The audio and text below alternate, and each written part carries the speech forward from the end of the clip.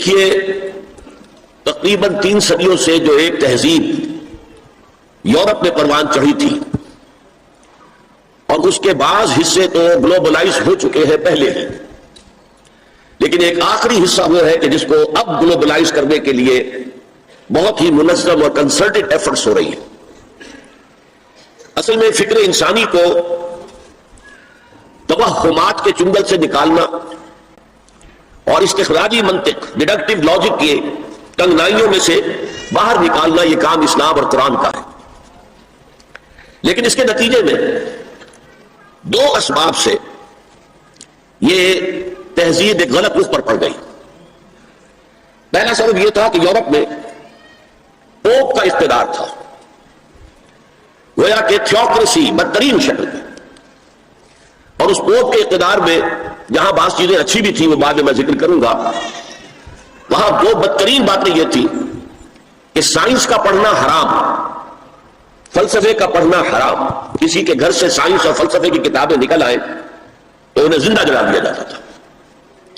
اور دوسری بات یہ ہوئی کہ یورپ کو جو یہ سبق پڑھایا مسلمانوں نے، یہ اصل میں اسپین کی یونیورسٹیوں کے ذریعے سے، گراناڈا کی یونیورسٹی، کرناٹا، تولیڈو کی یونیورسٹی، تولیوتلا جسے کہتے ہیں، کارڈووا، قرطبہ کی یونیورسٹی، جیسے ہمارے نوجوان اب جاتے ہیں امریکہ اور ہندوستان تعلیم حاصل کرنے کے لیے، ایسے ہی جرمنی، فرانس اور اٹلی کے نوجوان آتے تھے اسپین میں، ہسپانیہ میں ان یونیورسٹیوں سے تعلیم حاصل کرنے کے لیے۔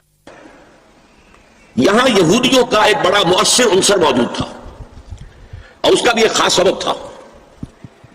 یہودیوں کو شدید پرسیکیوشن کا سامنا تھا عیسائیوں کے ہاتھوں۔ بات سمجھ میں آتی ہے، عیسائی جسے خدا کا بیٹا کہتے ہیں اسے یہودی کہتے ہیں ولد الزنا، باسٹرڈ، جادوگر، مرتد، واجب القتل، اور سولی پر چڑھایا۔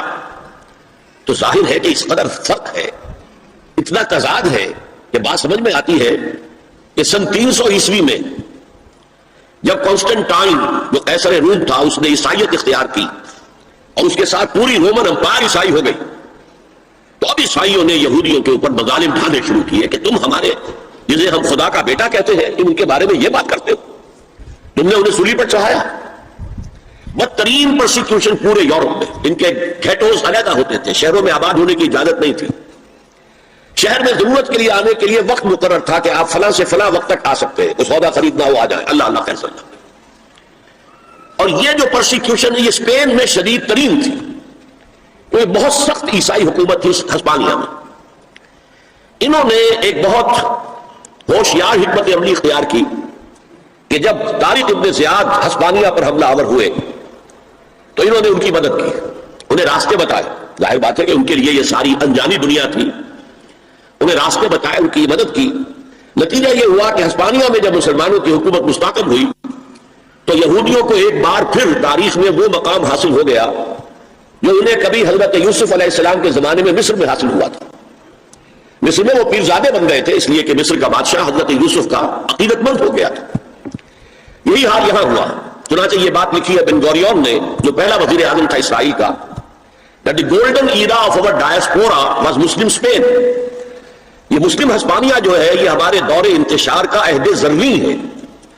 یہ دور انتشار ان کا شروع ہوا تھا سن 70 عیسوی میں جب ٹائٹس رومی نے یروشلم میں ایک دن میں 1,33,000 یہودیوں کو قتل کیا تھا۔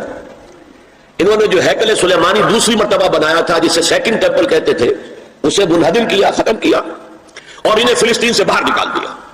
اب جہاں سنگ سمائے چلے جاؤ یہاں تمہارے رہنے کا کوئی امکان نہیں۔ یورپ میں چلے گئے، ایشیا میں آ گئے، افریقہ میں چلے گئے، اس کو وہ کہتے ہیں ڈایاسپورا، ہمارا دور انتشار۔